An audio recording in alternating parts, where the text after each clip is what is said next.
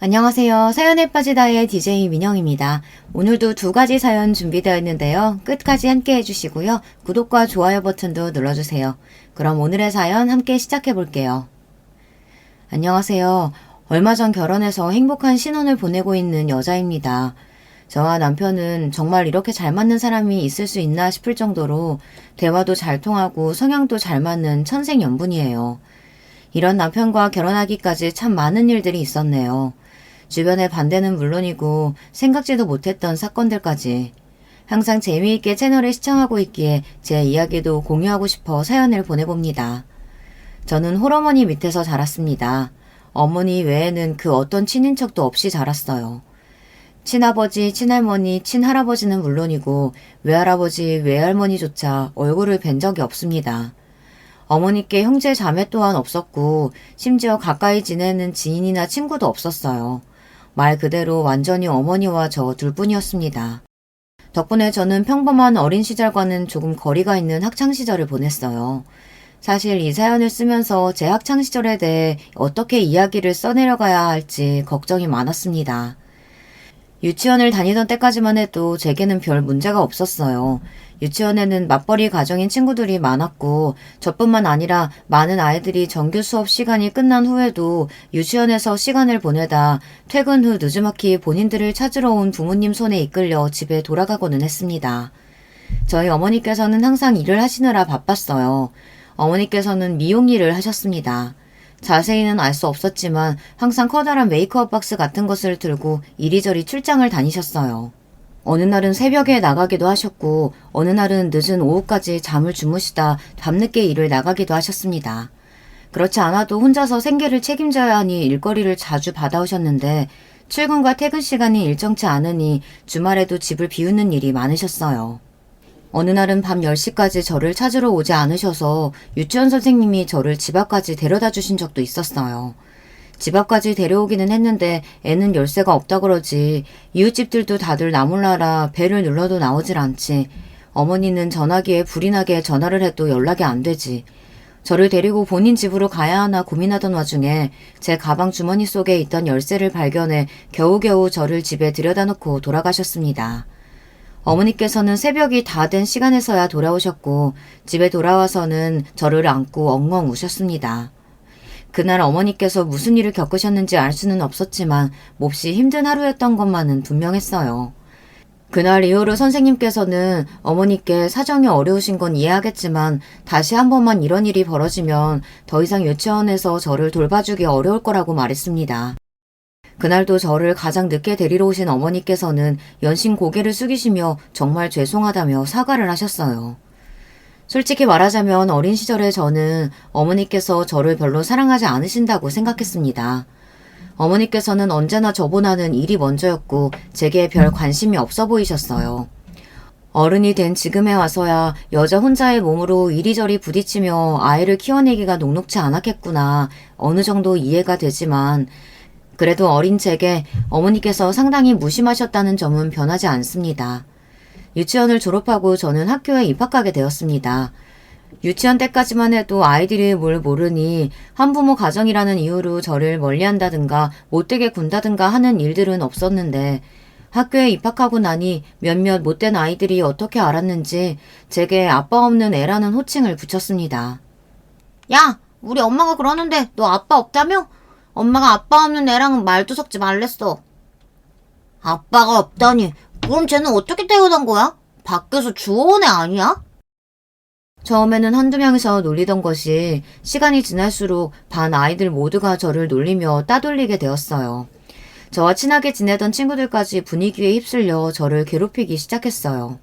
제 물건을 몰래 훔쳐가 숨겨놓는다든가 제 책상 위에 아빠 없는 애, 부모한테 버림받은 애라며 못된 말들을 잔뜩 낙서해 놓는다던가 짝을 지어 하는 활동에서 저만 쏙 빼고 자기들끼리 짝을 맺는다든가 그런 일들이 있었습니다.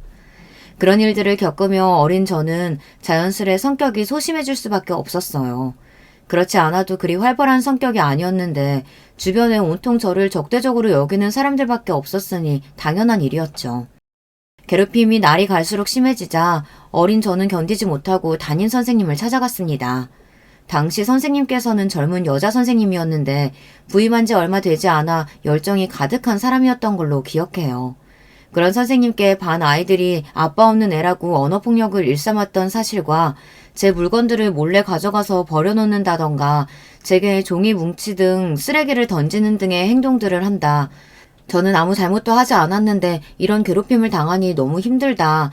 그간의 일들을 모두 털어놓자 선생님께서는 떨떠름한 반응을 보이셨습니다. 그래? 우리 반에서 그런 괴롭힘이 벌어지고 있는 줄은 몰랐네. 일단 알았으니까 반으로 돌아가렴. 저는 그때까지만 해도 순진하게 선생님이 모든 일들을 다 해결해 주실 거라고 굳게 믿고 있었어요. 앞으로 반 아이들과 다시 친해지고 행복한 학교 생활을 보낼 수 있을 것이라고요. 그러나 그것은 모두 제 착각이었습니다. 얼마 뒤 교실로 돌아오신 선생님께서는 반 아이들과 제가 모두 함께 있는 자리에서 방금 제가 말씀드렸던 이야기를 꺼내셨어요. 자, 혹시 우리 반에서 다른 친구를 괴롭히는 친구들이 있나요? 쌤이 이리 나와봐. 너를 괴롭힌 친구들을 모두 칠판 앞으로 불러줄 수 있겠니? 전혀 예상하지도 못했던 일에 가슴이 쿵쿵 뛰다 못해 터지는 것 같았습니다.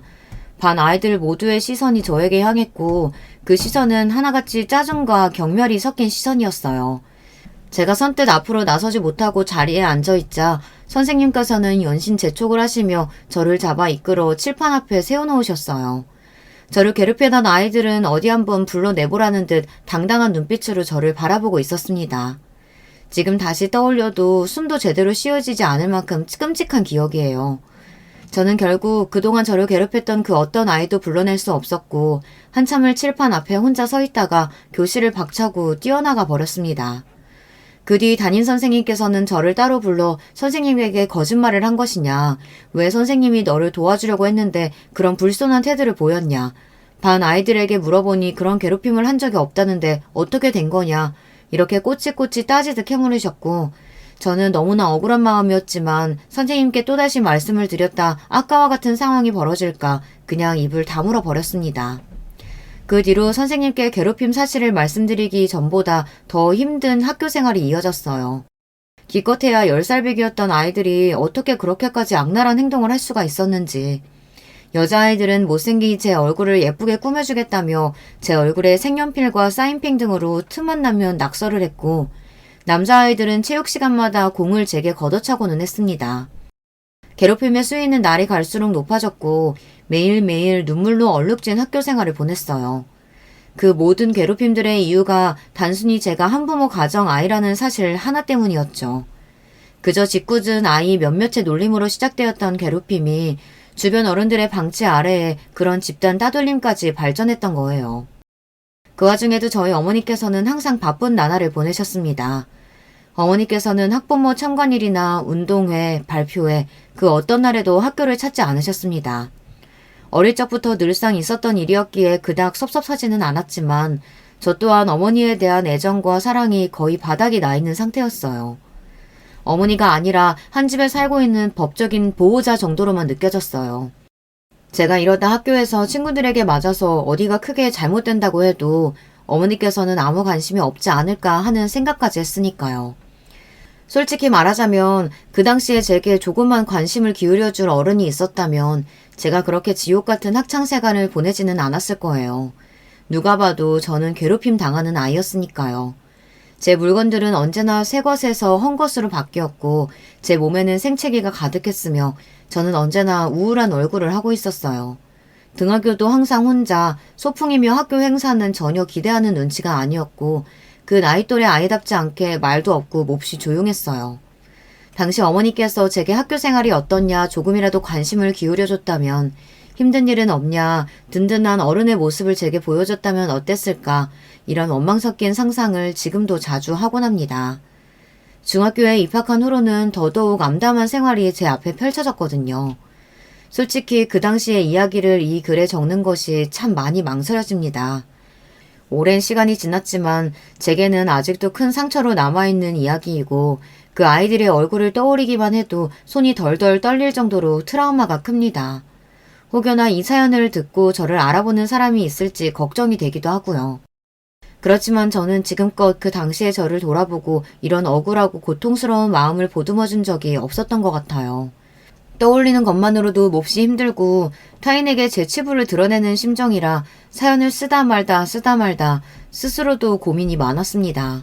그렇지만 이런 기회가 아니라면 앞으로 평생 그 누구에게도 얼굴을 마주하고 이야기를 털어놓을 수 없을 것 같아요. 익명으로 보내는 사연이기에 조금 더 용기를 낼 수 있는 것 같습니다. 어린 저는 중학교에 입학하기만 하면 이전과는 다른 생활이 시작될 거라고 생각했습니다. 저를 괴롭히던 아이들과는 모두 안녕이고 새로운 곳, 새로운 친구들과 새로운 시작을 할 수 있을 거라는 착각을 했습니다. 중학교에 입학하고 저는 크게 절망하게 되었어요.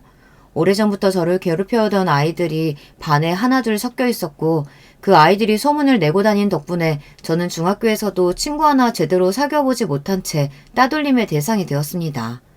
너무 억울하고 분한 마음이었어요. 도대체 내가 뭘 잘못했다고, 내가 그저 아빠 없는 애라서, 그 사실이 저 아이들에게 어떤 피해를 줬는데 내가 왜 이런 꼴을 당해야 하는 건가. 잠깐이나마 가졌던 희망이 산산조각 나자 더욱 큰 절망이 저를 찾아왔습니다. 중학교 시절 제가 당했던 괴롭힘을 여기에 전부 다 적을 수는 없을 것 같아요. 하나부터 열까지 정말 큰 상처로 남은 것들 뿐입니다. 체육 시간에 반 아이들 모두가 제 기구에 장난을 쳐놓고는 제가 다치는 모습을 보고 비웃었던 일, 제 가방을 통째로 소각장에 가져다 버려 울며 가방을 찾아 헤맸던 일, 어머니에 대해 입에 담을 수도 없는 거짓말을 하며 헛소문을 퍼뜨린 일, 전 학교와 마찬가지로 중학교 선생님들께서도 아이들의 괴롭힘에 무관심하셨고 좋지 않은 기억이 있었기에 쉽게 도움을 청할 생각이 들지 않았어요. 지금과 달리 인터넷도 발달하지 않았고 학교 폭력에 대한 인식이 그닥 심각하지 않았던 때라 교내의 신고 시스템 같은 것도 제대로 준비되어 있지 않았습니다. 당연히 어머니께서도 제게 무관심하시기는 마찬가지셨어요. 그쯤부터는 저 또한 어머니를 가족이라고 생각하지 않았기에 먼저 말을 거는 일이 없었습니다. 제게 어머니는 그저 같이 사는 아줌마 정도의 존재였어요. 어머니 덕분에 입고 먹고 자는 데에는 문제가 없었지만 그저 그뿐이었습니다. 당시에 저는 매일같이 죽고 싶다는 생각만 하며 살았거든요.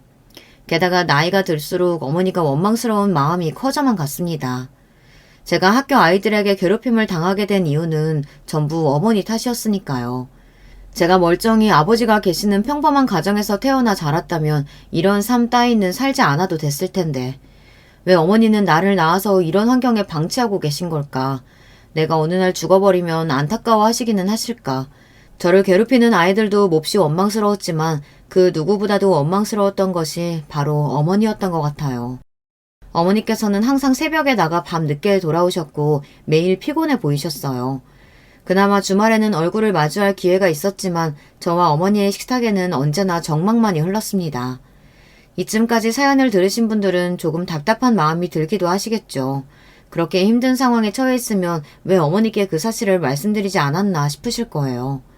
아무리 어머니가 제게 무관심해 보이고 바빠 보였다 하더라도 그래도 어머니인데 분명 제가 괴롭힘 당하는 사실을 아셨다면 도움을 주셨을 거라고요. 네, 저도 그렇게 생각했습니다. 그래서 중학교에 입학한 지 얼마 지나지 않아 어머니께 어렵사리 이야기를 꺼냈어요. 학교 아이들이 나를 괴롭힌다. 내 물건을 빼앗아가기도 하고 날 때리기도 하고 모두가 보는 앞에서 내게 굴욕을 주기도 하고 인격 모독적인 언행을 한다. 더 이상 버티기가 어렵고 학교 그만두고 싶다. 그렇게 눈물을 터뜨리며 간신히 쏟아낸 제 말에 돌아온 어머니의 대답은 단 한마디였습니다. 안 돼. 아무리 힘들어도 학교는 졸업해야지. 네가 뭘 잘못한 거 아냐? 애들이 이유도 없이 널 괴롭힐 리가 없잖아. 애들하고 잘 지내보려고 노력은 해봤어? 선생님한테 말씀은 드렸고? 그렇게 냉정한 말투로 저를 제대로 쳐다보시지도 않으시며 말씀하시던 어머니의 모습이 아직도 생생히 기억나요. 저는 그 말에 한마디 대답도 제대로 하지 못하고 그대로 몸을 일으켜 방 안으로 들어가 버렸습니다. 그래도 이 세상에서 유일하게 내 편이라고 생각했던 사람에게 배신당한 기분이었어요. 그동안 애써 어머니께서 바쁘셔서 그런 거겠지. 정말 나를 사랑하지 않는 건 아니겠지. 내가 이런 상황에 처해 있다는 걸 알면 누구보다도 화를 내시고 나를 위해 뭔가를 해주시겠지. 그렇게 막연하게 믿었던 마지막 희망의 끈이 단칼에 잘리는 기분이었습니다. 그렇게 밤새 방 안에서 숨죽여 울었어요. 그날 이후로 어머니께 제 학교 생활에 관련된 이야기는 물론 먼저 말을 꺼내지 않게 되었습니다. 어머니 또한 제게 다시 그 이야기에 대해 되묻지 않으셨어요.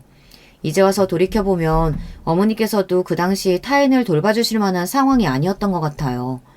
어머니께서도 정신적으로 많이 지치시고 아픈 시기였거든요. 그렇지만 다시 생각해도 그런 모든 것들은 면죄부가 될 수 없다고 생각합니다. 어찌되었든 한 아이의 부모라면 제대로 해내야 할 역할이 있는 것이니까요. 아무리 본인이 힘들고 지치는 상황이었다고 한들 다 큰 성인과 어린아이가 겪는 세상은 다른 법이잖아요. 그렇게 저는 고통만 가득했던 중학교를 졸업했습니다. 정말 운이 좋았던 것은 그 당시에 어머니의 일 때문에 이사를 가게 되었다는 것입니다. 그것도 꽤 먼 지역으로요. 보통 아이들은 익숙한 곳을 떠나는 일을 싫어하겠지만 제게는 정말 너무나 다행인 소식이었어요. 저를 괴롭히던 사람들을 떠나 저를 모르는 완전히 새로운 곳에서 새 출발을 할 수 있게 되었으니까요. 새로 이사가게 된 집은 전에 살던 집보다 조금 더 좁고 열악한 환경이었지만 저는 아무 상관이 없었습니다. 그저 빨리 새로운 학교에 들어가 남들과 같은 학교 생활을 할 수 있기를 바랄 뿐이었죠. 그렇게 입학식 날이 되었고 당연하게도 어머니께서는 제 고등학교 입학식에 참석하지 않으셨습니다. 사실 초등학교, 중학교 입학식은 몰라도 고등학교쯤 되면 학교 행사에 참석하지 않으시는 부모님들이 많이 계시잖아요. 아이들이 다 컸다고 생각하니까요. 때문에 부모님이 입학식에 오시지 않은 아이는 저뿐만이 아니었고 저는 그런 사소한 점에서도 소속감을 느꼈어요. 사실 새로운 학교 생활이 마음처럼 쉽게 풀려가지는 않았습니다. 어린 시절부터 쭉 또래 아이들에게 괴롭힘을 받아왔었기에 타인에게 다가가는 일이 너무나 어렵게 느껴지더라고요. 그러지 않으려고 노력했지만 피해의식과 열등감으로 꽁꽁 뭉쳐있는 상태였고요. 그런 저에게 먼저 다가와줬던 친구가 있었습니다. 첫날 옆자리에 앉았던 단발머리의 여자아이였어요. 저는 그 아이에게 먼저 말을 걸까 말까 속으로 수십 번을 고민했지만 차마 먼저 말을 걸 수가 없었어요. 갑자기 말을 걸면 이상한 아이라고 생각하지 않을까, 내가 전에 다니던 학교에서 괴롭힘을 받았다는 사실을 눈치채지 않을까, 말도 안 되는 상상을 하면서요. 담임 선생님의 인사가 끝나고 쉬는 시간이 되었고 다른 친구들은 벌써 서로 인사를 나누고 가까운 사이가 된 것처럼 보였어요. 이렇게 또 새로운 곳에서도 친구 사귀는 것에 실패하고 혼자 지내게 되는 걸까 싶던 차에 그 아이가 제게 먼저 말을 걸어주었습니다. 안녕? 못 보던 얼굴인데 이사 왔어? 난 송화중학교 나왔어. 지극히 평범한 대화였지만 저는 그런 대화를 타인과 나눠보는 게 참 오랜만이었어요. 순간 당황스러운 마음에 어버버거리며 대답을 제대로 하지 못했고 친구는 그런 제 모습이 우스웠는지 깨르르 웃음을 터뜨리더라고요. 그 모습에 긴장이 풀려 자연스레 제 소개를 할 수 있었어요. 저는 그날 이후 그 친구와 붙어 다니기 시작했습니다. 상상 속에서만 가질 수 있었던 단짝 친구가 생긴 거예요. 게다가 다른 반 친구들도 저를 아무런 편견 없이 대해주었고요. 그렇게 행복한 고등학교 생활을 보내게 되었고 어머니께서도 일터를 옮기신 후 생활이 조금 더 안정적이 되셨는지 조금씩 출퇴근 시간이 일정해졌어요. 전보다 훨씬 여유가 생기신 모습이었습니다. 이전에는 학교 생활을 비롯해 제게 아무런 관심이 없어 보이셨는데 식사 중에 요즘 학교는 어떠냐, 친구는 잘 사귀고 있냐 먼저 물음을 건네시기도 하고 저도 학교 생활이 즐거워지니 그런 어머니께 점점 마음의 문을 열게 되었어요. 그렇게 점점 대화가 늘어나게 되었고 어머니와 저는 몹시 살가운 사이는 아니더라도 어느 정도 일상적인 이야기는 주고받는 사이가 되었습니다. 그러던 어느 날 어머니께서 저를 앉혀놓으시고 지난 세월 동안 살아오신 이야기를 해주셨어요. 그리고 아주 충격적인 말씀을 하셨어요. 제가 어머니의 친딸이 아니라는 사실이었습니다. 저는 어머니가 아닌 어머니의 언니, 그러니까 제게는 이모 되는 사람의 딸이었어요. 그동안 자라오면서 아버지를 비롯한 모든 친인척들이 단 한 명도 없다는 사실이 이상하게 느껴졌었는데 다 사정이 있었더라고요. 어머니와 언니는 어렸을 적부터 몹시 우애가 좋은 자매였다고 합니다. 어머니의 부모님께서는 언제나 바쁘신 분들이었는데 외할아버지는 정치를 하셨고 외할머니는 그런 외할아버지를 내조하느라 항상 집안일보다는 바깥일을 우선으로 생각하셨다고 해요. 언니와는 나이 차이가 좀 있었기에 어머니는 언니를 엄마처럼 믿고 따르며 지냈다고 합니다. 그러던 어느 날 언니가 낯선 남자의 아이를 임신한 채로 돌아왔어요.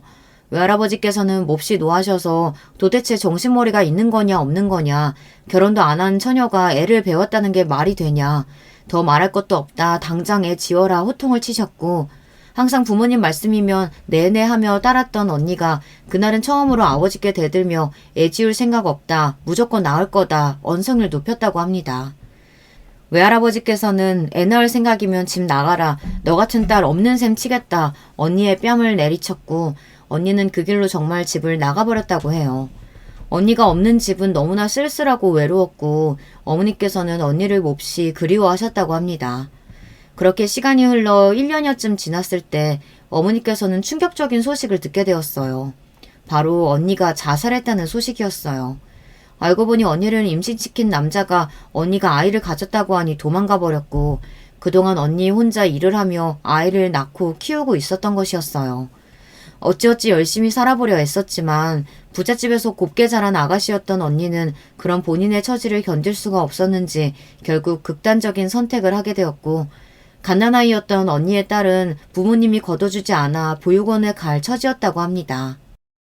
어머니께서는 도저히 그런 모습을 두 눈 뜨고 볼 수 없었고 결국 저를 데리고 집을 나왔다고 했어요. 언니와 마찬가지로 어머니께서도 평생을 부모님의 울타리 안에서 온실 속의 화초처럼 자라왔기에 막상 사회로 나오니 할 수 있는 일이 없었다고 합니다. 그렇게 시작한 것이 미용 일이었고 정신적으로나 신체적으로나 매일매일이 너무나 힘들었다고 해요. 결혼은커녕 남자를 제대로 만나본 적도 없었던 어머니에게 하루아침에 아이가 생긴 것인데, 아무리 죽은 언니를 위한 일이었다고 하더라도 어머니께서 진짜 엄마처럼 저를 사랑해 주시기란 쉬운 일이 아니었겠죠. 게다가 널 보면 언니를 버리고 간 그 얼굴도 이름도 모르는 그 남자가 떠올랐어. 그래서 네가 미울 때도 많았다. 너 때문에 내 인생이 망했다고 생각할 때도 있었어. 그래서 그렇게 내게 모질게 굴었던 거지. 사실 너도 네가 선택한 부모 인생이 아닌데도 그저 원망할 대상이 없어서 너를 원망했던 거야. 완전히 부모 자격 실격인 거지. 매일매일이 지옥같이 힘들고 고통스러워서 모든 걸 다 포기하고 널 버리고 아버지께 돌아갈 생각도 했었어. 그렇지만 지금은 아니야. 나도 이제야 엄마가 될 준비를 마친 거야. 솔직히 어린 마음에 그 당시 어머니의 심정을 전부 이해하기란 어려웠어요. 그래도 그 진솔한 대화 이후로 어머니와 저는 훨씬 더 가까운 사이가 되었습니다. 어머니가 내 친어머니가 아닐지도 모른다는 생각은 어렸을 적부터 자주 하던 것이었지만 실제로 친어머니가 아니었다니 마음이 뒤숭숭하기도 했어요. 그날 이후로 저는 저희 친부모님과 외조부님에 대한 궁금증이 생기기 시작했습니다. 외할아버지는 정치를 하는 분이라고 했고 집도 잘 살고 꽤나 유명한 사람이라고 했으니 혹시 내가 아는 사람은 아닐까, 친부모님은 어떤 분들이었을까 하는 생각들이었어요. 어머니께서는 이제 다시는 볼 일 없는 사람들이고 네가 이렇게 잘하는 동안 우리를 한 번도 먼저 찾지 않은 냉혈한들이다. 신경 쓸 것 없다 말씀하셨지만 궁금한 마음은 어쩔 수가 없었습니다. 제게 먼저 말을 걸어준 친구 덕에 저는 고등학교 생활은 무사히 적응할 수 있었어요. 중간중간 어려움도 있었지만 큰 문제 없이 순탄한 일상을 보낼 수 있었어요. 저는 그 과정에서 마음 착한 친구들과 어울리며 이전 학창시절에서 받았던 마음의 상처를 많이 치료할 수 있었습니다. 지금도 그 친구들과는 계속해서 연락하고 있고 언제나 고마운 마음이 커요.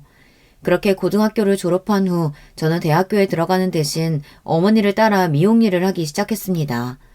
그즈음부터 어머니는 그동안 모아놓으셨던 돈으로 작은 미용샵을 여셨고 저는 그곳에서 어머니에게 미용을 배우며 일했습니다. 배운 것들로 틈틈이 자격증도 따고 점점 미용에 진심이 되어갔어요. 처음에는 그저 어머니가 하시는 일이기에 별 생각 없이 시작했던 일이었는데 날이 갈수록 욕심이 생기게 되었어요. 결국 저는 어머니 가게에서 일하는 것을 그만두고 더 큰 가게에서 제대로 미용을 배워보고 싶다는 생각에 면접을 보러 다니기 시작했습니다.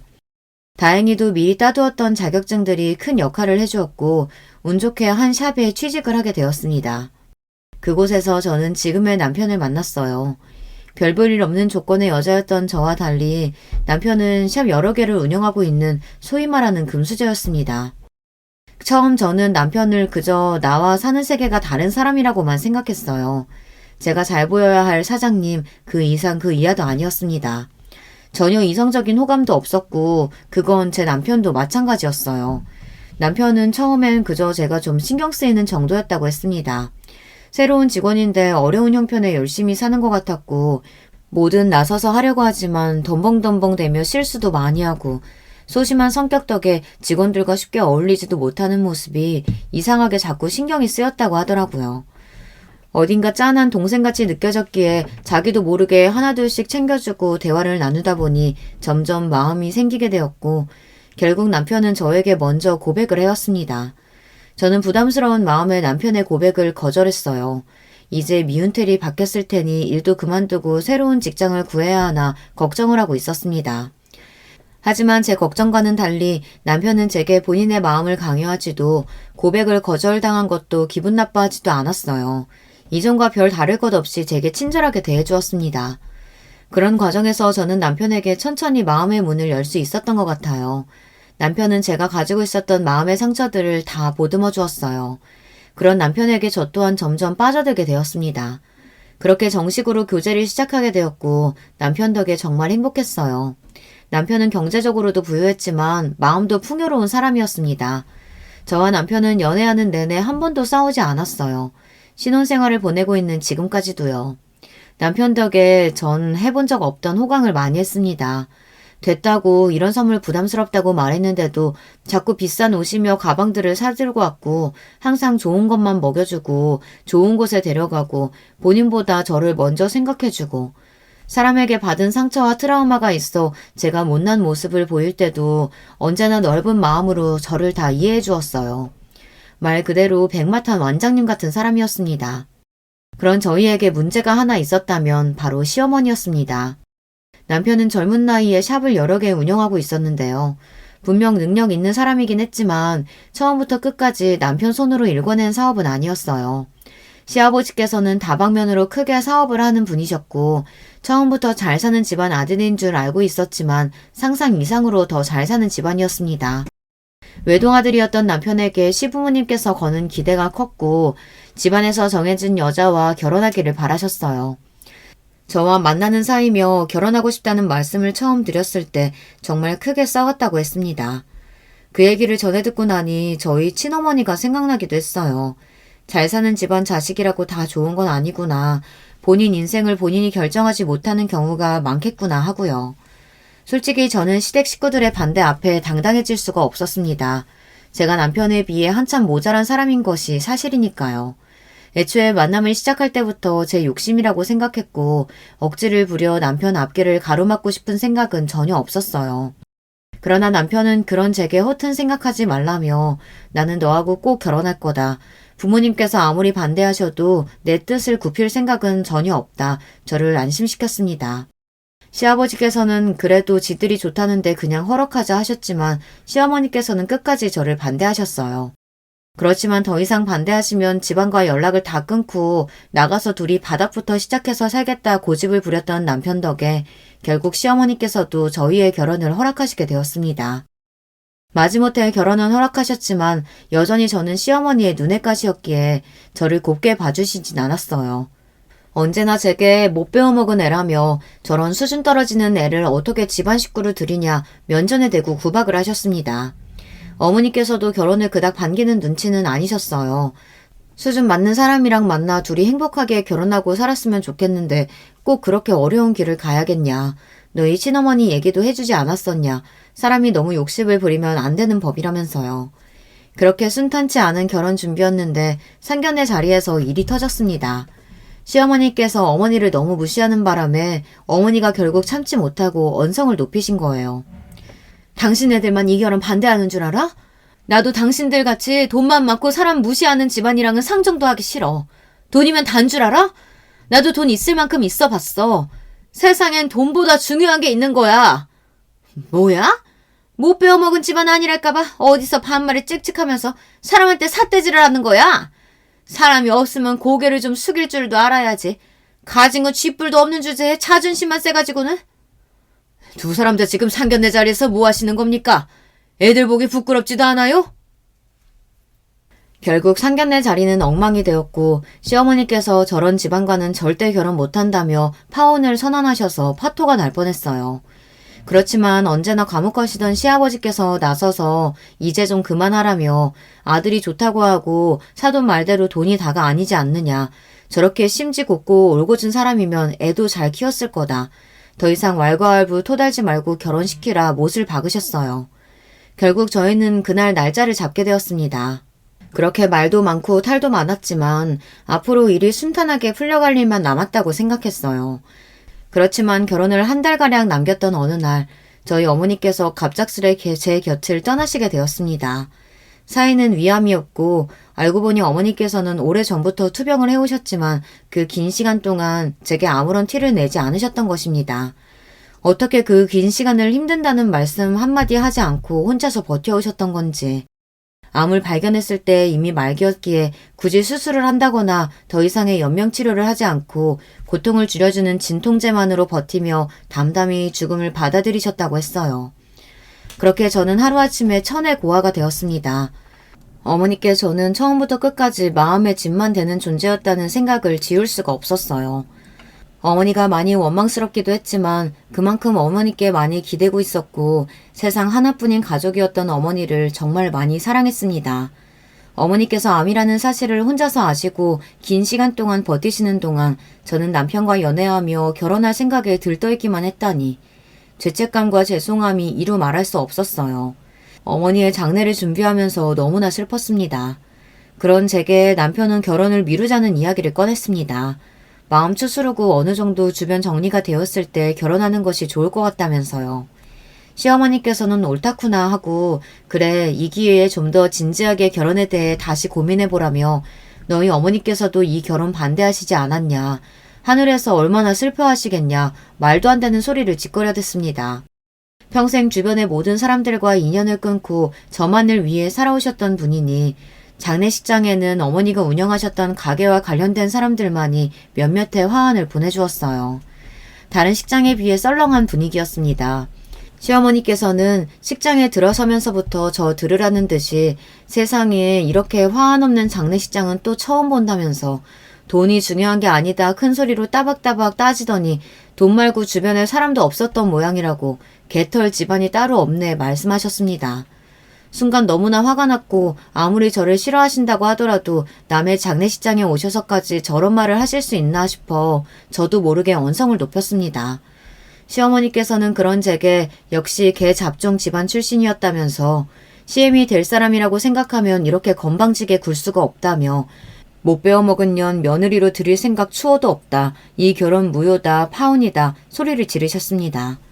그쯤 되니 저도 더 이상 참을 수 없었기에 이런 취급을 받을 바에 저도 결혼 안 하겠다고 소리를 지르려던 찰나 조용하던 식장 입구에 갑자기 인기척이 느껴지더니 정장을 입은 남자들이 우르르 몰려 들어오기 시작했습니다.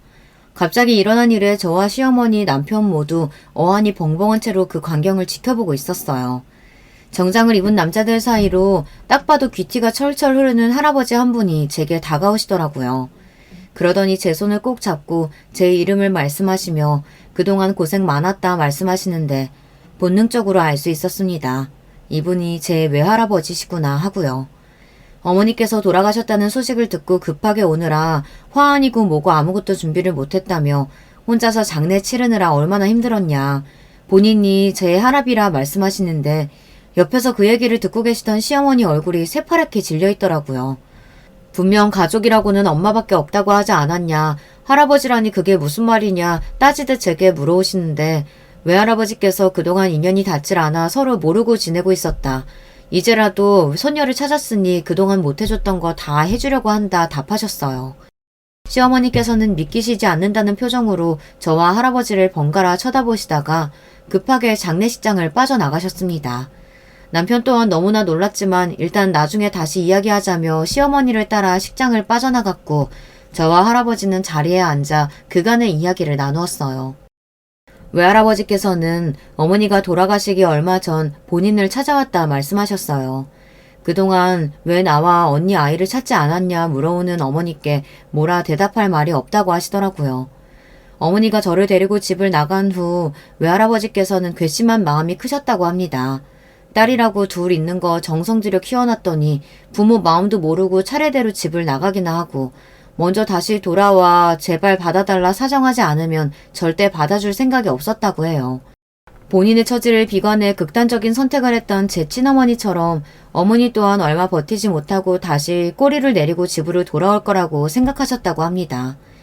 그러나 1년, 2년 시간이 지나고 10년이라는 긴 세월이 지날 동안 어머니께서는 돌아오기는커녕 연락 한 통이 없었고 그쯤 되니 놓여왔던 마음은 많이 잊혀지고 어머니와 제가 걱정이 되셨다고 하더라고요. 그치만 그놈의 자존심이 뭐라고 먼저 연락할 생각은 들지 않았다. 그저 어디서 어떻게 살고 있는지 조사해보니 생전 몸 쓰는 일이라고는 해본 적도 없던 애가 미용실에서 일을 하고 있다고 하더구나. 아이도 별 문제 없이 학교 다니고 있다고 하고 잘 살고 있는 것 같기에 그때는 그저 그 사실을 안 것만으로 만족했어.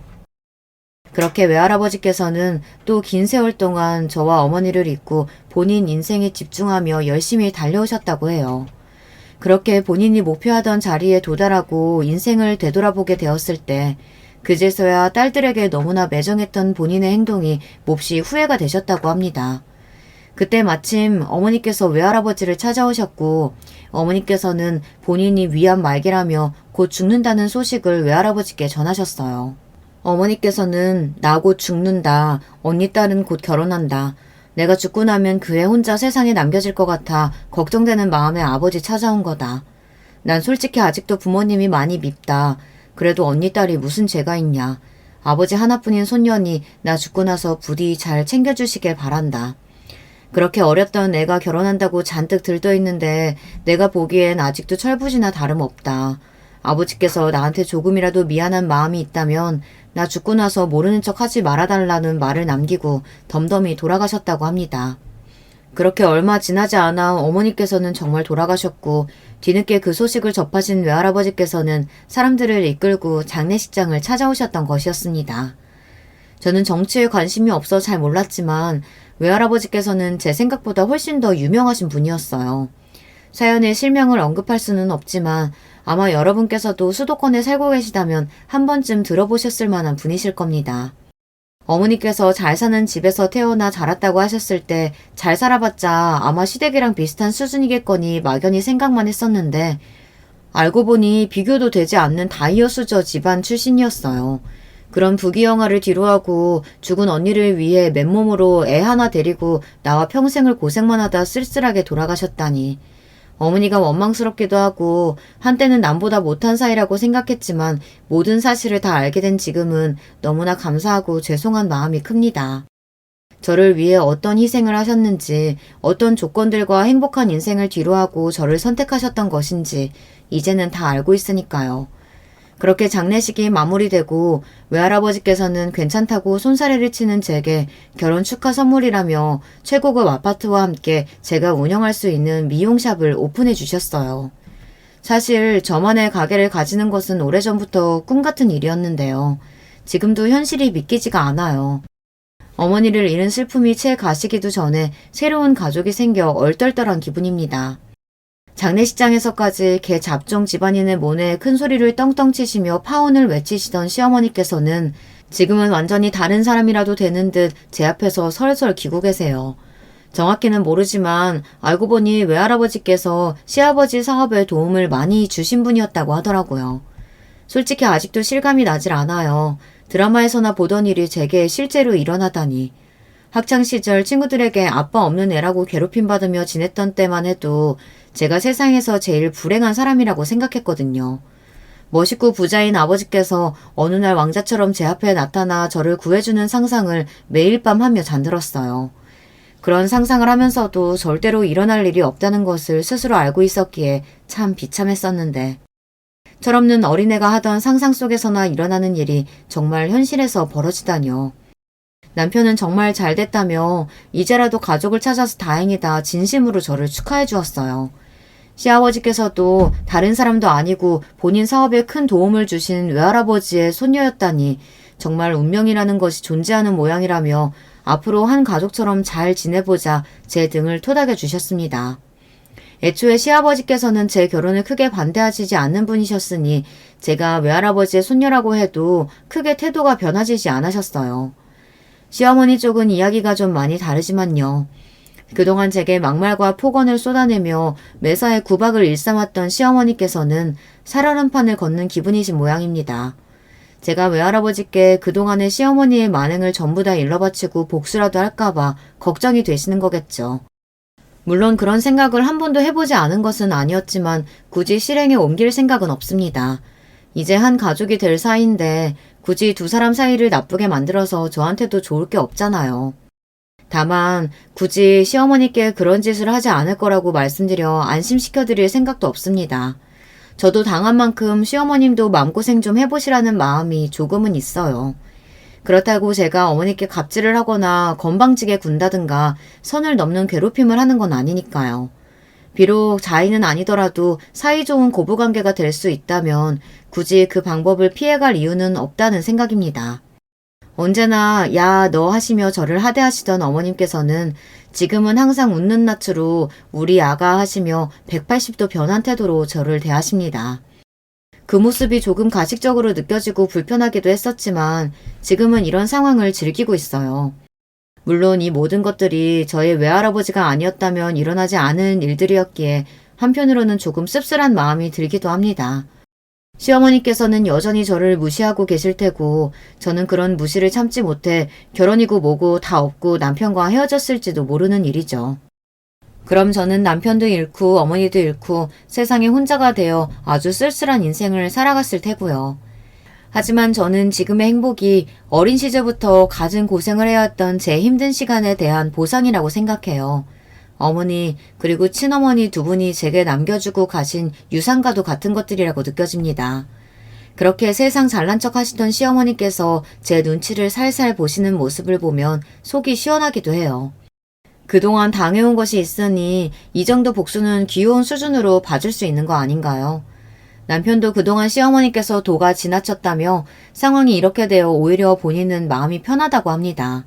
둘 사이에 끼어서 눈치 볼 필요도 없고 겉으로나마 사이가 좋아졌으니 결과적으로는 잘 될 일 아니냐면서요. 무엇보다도 남편은 제가 가족을 찾게 되어서 너무나 기쁜 마음이라고 했어요. 남편은 언제나 저를 진심으로 위해주고 아껴주고 사랑해주는 사람이거든요. 앞으로 평생 저 또한 남편에게 그 마음에 보답하며 살고 싶습니다. 어찌되었던 지금은 몇십 년 만에 만난 조부모님과 제 평생의 반려자에게 집중하며 조금 편한 마음으로 지내고 싶어요. 그저 아무 생각 없이 남편과 행복한 신혼생활을 즐기고 싶은 마음이랄까요. 과거의 상처, 마음의 짐, 시어머니와의 갈등 이런 것들을 모두 다 제쳐두고서요. 앞으로의 일은 앞으로의 제가 알아서 잘 헤쳐나가리라 믿습니다. 지금까지 해왔던 것처럼 말이에요. 제가 생각해도 참 기가 막히고 믿기지 않는 이야기입니다. 요즘도 제가 꿈을 꾸고 있는 게 아닌가 문득문득 현실을 자각하고는 해요. 이렇게 멀쩡한 정신으로 사연까지 써내려가고 있으니 현실은 현실이겠죠. 아침에 일어나 남편과 굿모닝 인사를 하고 간단하게 밥을 차려 먹고 외할아버지께서 차려주신 제 샵에 출근해 원하던 미용 일을 마음껏 하고 행복한 시간을 보내다 저녁 시간이 되면 퇴근을 합니다. 왜 조부모님과 만나 어머니 그리고 친어머니에 대한 이야기를 하기도 하고 지난 세월 동안 나누지 못했던 대화를 나누며 즐거운 저녁 시간을 보내요. 시어머니께서는 제가 불편해할까봐 연락을 먼저 하지도 않으신다고 하는데 아무래도 저와 얼굴을 마주하기가 껄끄러우신 모양이에요. 제 쪽에서야 저랑 남편에게 참견도 하지 않으시고 매사에 우리 아가 하시며 듣기 좋은 말씀만 해주시니 불편할 것은 없는 일입니다. 남편 또한 이런 상황에 만족하고 있는 것처럼 보이고요. 마음 같아서는 시어머니께 당한 구박과 무시를 되갚아드리고 싶기는 했지만 굳이 똑같은 사람이 되고 싶지는 않습니다.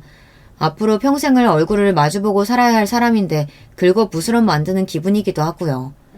게다가 본인이 그렇게 무시하던 사람 눈치를 보며 지내고 계시는데 그렇게 자존심 세고 본인 집안에 대한 자부심이 하늘을 찌르던 분께서 그 사실만으로도 얼마나 속이 불편하시겠어요. 그렇게 생각하면 이미 충분한 복수를 하고 있는 것 같기도 합니다. 이야기를 어떻게 마무리해야 할지 모르겠어요. 앞서 여러 번 말했듯이 요즘 제가 정말 꿈속에서 살고 있는 것만 같아요. 물론 돌아가신 어머니와 친어머니를 생각하면 마음이 무거워지기는 하지만 하늘에 계신 두 분께서도 제가 두 분에 대한 죄책감으로 슬픈 인생을 살기를 원하시지는 않을 거라고 생각합니다. 저를 위해 인생을 바치신 두 분과 지금 제 곁에 있는 가족들을 위해서라도 고통으로 가득 찬 과거를 돌아보며 후회 많은 인생을 살기보다는 마음의 상처를 보듬고 앞으로 나아가는 인생을 살고 싶어요. 남들은 멋있게 글을 마무리하던데 저는 마지막 부분에서 한참을 써내려가지 못하고 망설이고만 있네요. 거창한 인생의 가치관이나 교훈 같은 걸 남기기에는 제 스스로 아직 부족한 사람이라고 느껴져서요. 저도 아직 인생을 다 살아본 것은 아니기에 어떻게 살아라, 어떻게 해라 이런 이야기는 쉽게 남기기가 어렵네요. 다만 확실한 것은 과거에 갇혀있지 않고 언제나 앞을 바라보며 사는 사람이 되고 싶다는 제 다짐입니다. 여기까지 제 이야기 들어주신 모든 분들께 감사드려요. 언제나 행복하고 평안한 일상만이 가득하시길 바라겠습니다. 여러분, 두 번째 사연 시작하기 전에 좋아요, 구독 꼭 눌러주실 거죠? 그럼 두 번째 사연 바로 시작합니다. 안녕하세요. 저는 요새 머릿속이 하도 복잡하고 가슴은 꽉 막힌 듯 답답한 상태를 안고서 지내고 있는 사연에 빠지다 여성 애독자입니다. 저라는 사람의 배경을 먼저 설명해보자면 어렸을 적에 아버지를 잃고 홀어머니 아래에서 자랐습니다. 편부모 가정이었죠. 형제는 오빠가 한 명이 있고요. 아버지는 허망하게도 새벽 어두운 시각에 뺑소니 사고를 당하셔서 집에서 불과 100m도 떨어지지 않은 곳에서 돌아가셨습니다. 그때 제가 초등학교 1학년 입학한 지 얼마 안 되었을 때였네요. 친정엄마는 어린 자식들을 홀로 키우실 생각에 무척 막막해 하셨어요. 친가는 원체 가난한 편이었고 외가도 썩 사정이 좋지 못했는데 각자 가정들을 건사하며 살아가기 바쁘다 보니 저희에게 도움을 줄 만한 집은 없었던 것 같아요. 그때 딱 한 집이 저희에게 손을 내밀었으니 바로 친정엄마의 친언니 되시는 제 큰 이모셨습니다. 경자야, 내가 인맥이 좀 있어서 부동산 개발 쪽으로 정보 가지고 있는 거 너도 내가 일전에 말 흘린 적이 있어서 알고 있지? 언니. 지나가듯 언뜻 들은 말이었지만 기억은 하고 있어. 그런데 그건 왜? 고급 정보라면 언니도 조심스럽고 욕심나는 걸 텐데. 나도 당연히 욕심나지. 이번에 뜬 정보대로라면 이거 완전 노다지야. 근데 나만 좋게 살자고 할 순 없는 상황이잖아. 너 지금이라면 돈 좀 쥐고 있는 거 있지? 제부 그렇게 되고 나서 제부가 다니던 회사에서 위로금 나온 거 있을 테니까. 그거라면 당연히 아직 있지. 그래서 지금 당장은 먹고 살 걱정이 없는데 앞으로 애들 키우고 살 생각하니까 미래를 보면 그게 막막해서 두려울 만큼 걱정돼. 지금 가진 돈으로 얼마나 버틸 수 있을까 싶기도 하고 내 주제에 좋은 직장이나 과연 잡을 수 있을까 그런 회의감도 들어. 내가 경자 너 그런 생각하고 있을 줄 알았어. 얘 잔말 말고 이 언니만 믿고 그 돈 다 투자해. 이 언니가 내 동생하고 조카들 아주 그냥 돈방석 올려줄 테니까. 정말이야 언니?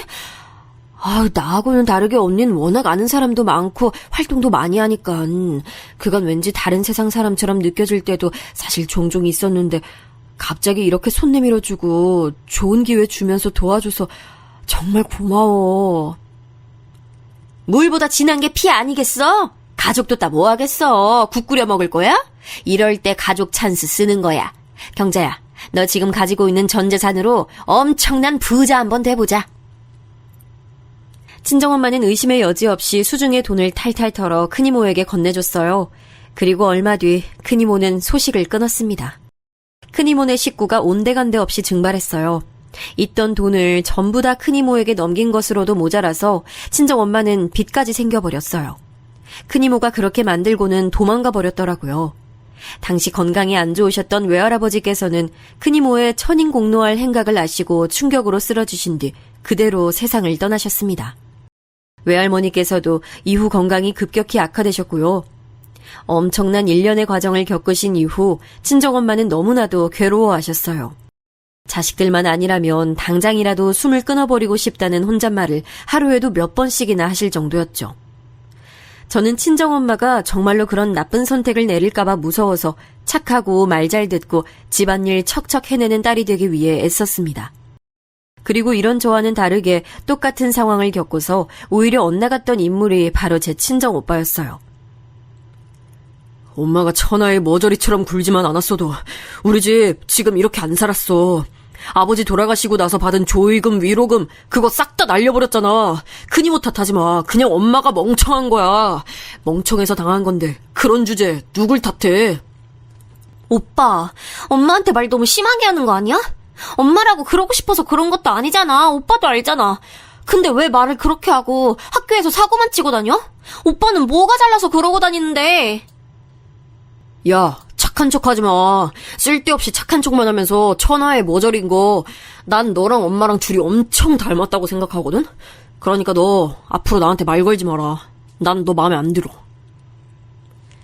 사춘기였던 저희 남매는 서로에게 감정의 날을 세웠고 저는 친정오빠의 비행이 꼴불견이라 생각했으므로 적반하장으로 나오는 그 태도가 불쾌해서 아예 절연을 한 수준으로 대화는커녕 눈도 안 마주치고 살기 시작했어요. 큰이모의 사기 행각 이후 생기를 잃어버린 채 간신히 하루하루 연명하며 오로지 자식들만 보며 사는 엄마가 너무 불쌍하게 느껴졌습니다. 그런 엄마의 처지도 알아주지 않고 끊임없이 자잘한 사고만 쳐대는 오빠가 정말 싫었고요. 그런데 엄마는 그런 당신의 아들을 크게 나무라지 않으셨어요. 그저 모든 게 당신의 잘못이겠거니 생각을 하실 따름이었죠. 그럴수록 저는 오빠가 싫어졌고 남매 간의 우애가 완전히 단절된 채로 시간이 흘렀습니다. 돈 잃고 빚까지 졌던 탓에 저희 집은 아주 어렵게 살아오다가 제가 결혼할 때쯤 돼서야 여유로워졌어요. 참고로 오빠가 저보다 먼저 장가를 들었고요. 결혼 상대를 저는 결혼식장에서나 처음 봤습니다. 상견례 자리에도 저는 안 나갔거든요. 그건 오빠 쪽도 마찬가지였어요. 그 정도로 어찌 보면 유치하다 할 수 있을 만큼 저희 남매는 서로에게 벽을 치며 살아왔어요. 모든 것의 시작은 큰이모의 사기 행각에 있었기에 저는 결혼할 상대를 고를 때 성실하고 의문스러운 점이 없으며 금전적인 어려움이 없는 걸 기준으로 삼았죠. 그렇게 만나서 결혼하게 된 남편은 기업 연구직으로 종사를 하고 있었습니다. 감투에 비해 연봉이 아주 높진 않았지만 적어도 고용 불안에 시달릴 일은 없는 직무였고 해외 지사 연구소로 출장을 자주 나가기도 했습니다. 남편에겐 남동생이 한 명 있어요. 시동생은 훨씬 더 작은 중소기업에서 개발 쪽 일을 하고 있었고요. 남편이 직업적으로 훨씬 잘났지만 시동생은 결혼을 잘했어요. 제 동서되는 사람의 직업이 무려 의사였습니다. 동서가 시동생보다 연상이었고 저보다 나이도 많았어요. 하지만 제가 손윗사람이기 때문에 서로에게 존칭을 하는 것으로 처음에 정리를 했죠. 그럼 호칭은 그냥 동서라고 불러도 괜찮은 거 맞죠? 앞으로 잘 부탁해요, 동서. 저도 잘 부탁드릴게요, 형님. 제가 비록 나이는 더 많지만 형님이 결혼 선배고 또 이 집안에 먼저 들어오신 선배이기도 하니까요. 앞으로 제가 많이 배워야겠어요. 그래봤자 제가 꼴랑 1년 더 먼저 결혼한 것뿐인데 아무튼 말씀이나마 그렇게 해주셔서 감사해요. 내과 의사라고 하시길래 저는 지레 겁부터 먹고 긴장하고 있었지 뭐예요. 사람들이 보통 아파서 병원에 간다고 하면 다 내과 가는 건데 그만큼 정말 대단하신 것처럼 느껴지더라고요. 제가 순수한 감탄을 내뱉다가 동서 뒤쪽에 시어머니와 눈이 딱 마주쳤습니다. 그날은 동서가 시댁에 인사를 온 날이었기 때문에 시어머니 또한 함께 계셨던 것이죠. 동서가 보는 앞에서 시어머니께서 저에게 이렇게 말씀을 하시더라고요. 넌 죽었다 깨어나도 못 다다를 경지에 있는 귀한 몸이시니까 대할 때 늘 황송하게 대하고 네가 윗사람이라고 해서 괜히 뻗대고 우스댈 생각은 애초에 하지를 말어. 허울로만 윗사람이지 사실상 네가 우리 작은 애보다 위인 건 하나도 없잖아. 안 그래? 그 순간 제가 대답할 단어도 찾지 못한 채 얼굴이 뜨거워진 채로 입을 꾹 다물고 말았어요. 민망했고 수치스러웠습니다. 굳이 동서가 보는 앞에서 그런 적나라한 말씀을 제게 하셨어야 했는지 원망이 들었네요. 게다가 저는 한 번도 우리 큰애라는 식으로 칭해주신 적 없으시면서 동서에겐 단박에 우리 작은애라고 지칭해주시는 것에 서운한 마음이 밀려왔어요. 의사 며느리인 동서는 쌍수를 들고 환영하며 반기셨으나 그 이전에 들어온 별 볼 일 딱히 없는 며느리인 저는 어머니께서 썩 반기지 않으셨던 전적이 있었습니다. 우선 제가 편부모 가정에서 자란 사람이라는 것부터 마음에 안 들어 하셨고요. 상견례장 때는 코빼기도 안 비추더니 결혼식장에 뚱하게 모습을 드러낸 제 친정 오빠를 보면서 남매가 저렇게 사이가 안 좋은데 부부관계는 과연 좋겠냐고 하시면서 투덜거리셨어요. 그리고 제가 남편하고 처음 만나서 연애를 하게 된 계기가 지인 소개를 통해서였거든요. 그 얘기를 들으시더니 시어머니께서는 펄쩍 뛰셨죠. 뭐야? 지인이 다리를 놔줘서 처음 인연을 맺은 거였다고? 그 지인이 대체 누구야? 내가 당장에 따져 물으러 가야겠어. 어디 눈깔이 삐어서 우리 집 장남을 저딴 거지 같은 여자한테 갖다 대려고 소개를 시켜줬다는 거야. 그 지인이란 놈팡이 사는 데가 어디야?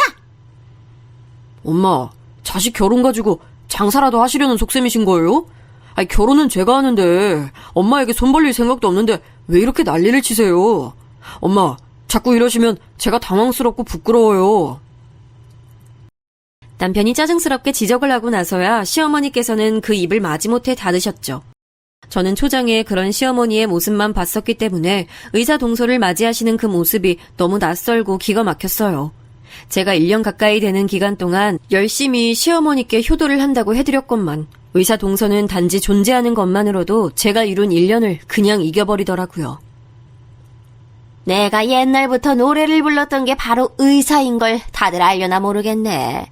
오죽했으면 내가 우리 집 장남이 공부에 소질 있다는 거 알았을 때 즉각 전국 팔도 절이란절은 다 돌면서 아들 의사 만들어주세요 이렇게 기도를 올렸을까? 응?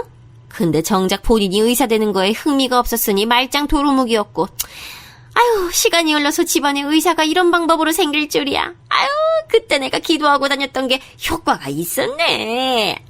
며느리를 의사로 맞다니 이게 꿈이야, 생시야. 아우, 난 몰라. 시어머니께서는 일찍이 의사에 대한 로망이 있으셨나 봐요. 동서 직업만으로도 흐뭇해서 어쩔 줄 몰라 하셨죠. 시어머니께서 자꾸 비행기 태워주시며 온갖 호들갑을 떠시니까 시간이 지날수록 동서도 제 앞에서 점차 의기양양해 보이는 얼굴을 하더라고요.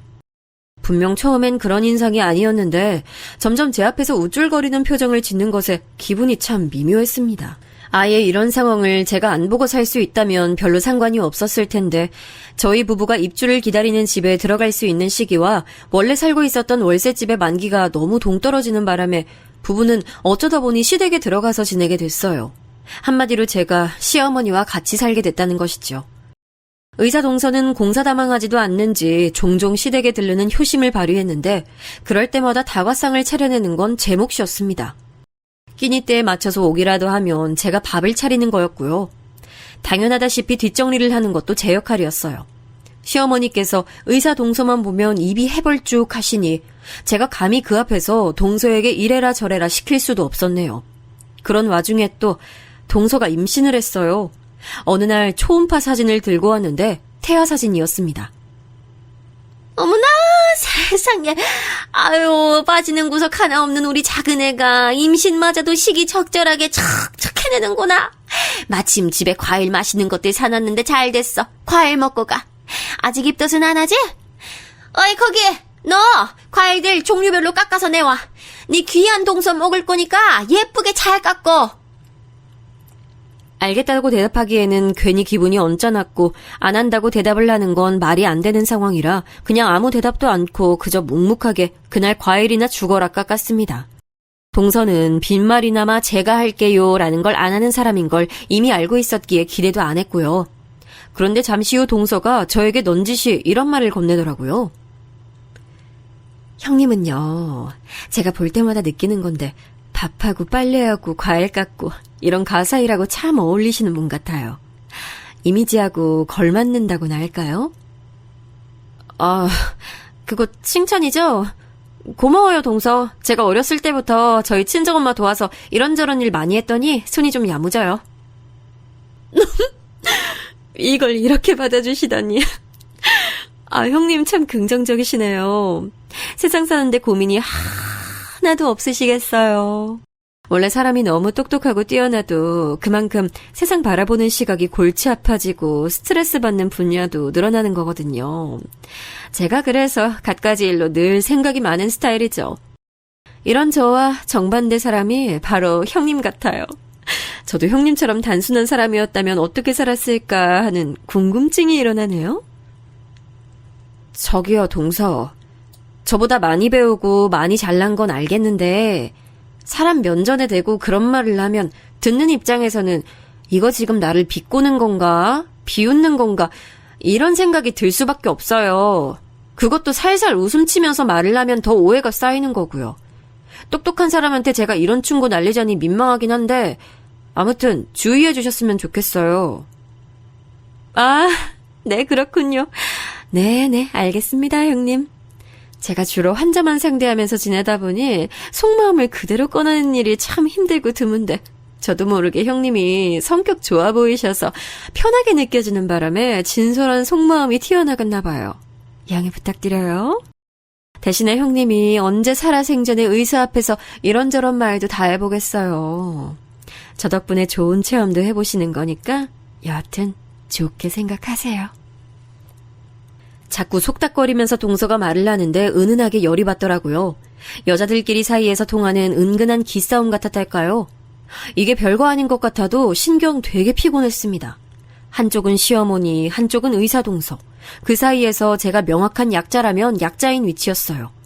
은근하게 불임을 당하면서 지내는 동안 그래도 저는 이 생활이 영원하지 않을 것이라는 것에 위안을 얻었으며 친정엄마에게 이런 제 일상을 미주알 고주알 떠드는 재미도 있었습니다. 아유, 내가 여차하면 사부인께 연락해서 한마디 할까? 아유, 근데 네 성격상 그런 걸 절대 사절하니까 내가 몰래 나서지도 못하겠네. 그런데 너, 네 오빠랑 아직도 대면대면하고 안 보고 사는 것까진 나도 반쯤 포기했지만 네 새언니하고 여자들끼리 자매처럼 잘 지내라는 내 말은 지키고 있는 거지? 그럼요, 엄마. 제가 오빠하고는 솔직히 아직도 어색해서 보기 싫은데요. 새언니는 나랑 성격 잘 맞는 것 같아서 카톡으로 연락은 종종 하고 있어요. 그러니까 자꾸 저랑 새언니가 친한 거 맞는지 걱정하시는 것 좀 그만해요. 이번에 장서방이 해외 출장 다녀오는 길에 장모님 선물 사겠다고 했으니까 그거나 좀 기대하시고. 그래? 장서방이 이번에 또 해외 나가는구나. 아유, 내가 사위 하나는 잘 뒀네. 멋진 사위 들이게 한 건 딸이니까 우선 내가 딸을 잘 뒀다고 해야 하나. 우리 딸 최고! 친정엄마와 웃으면서 자주 통화를 했기에 제 일상에는 외로움이 치고 들어올 틈이 없었어요. 그리고 얼마 뒤 남편이 출국길에 오른 바로 그날이었습니다.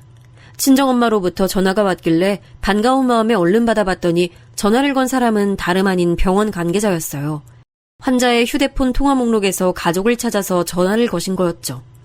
머리론 이게 무슨 일인가 싶고 전혀 납득이 안 됐는데 몸은 어느새 저도 모르게 겉옷과 지갑을 챙기고 있었습니다.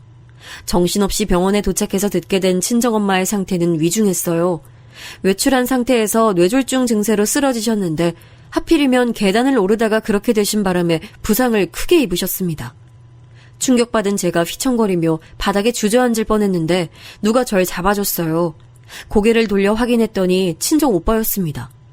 너무 오래전에 그리고 너무 오랜 세월 사이가 틀어진 남매였으나 이런 상황에서 마주하니까 의지되면서 눈물이 나더군요. 오빤 저를 다독여주곤 자기가 수술 동의서에 보호자 자격으로 전부 사인을 마쳤대요.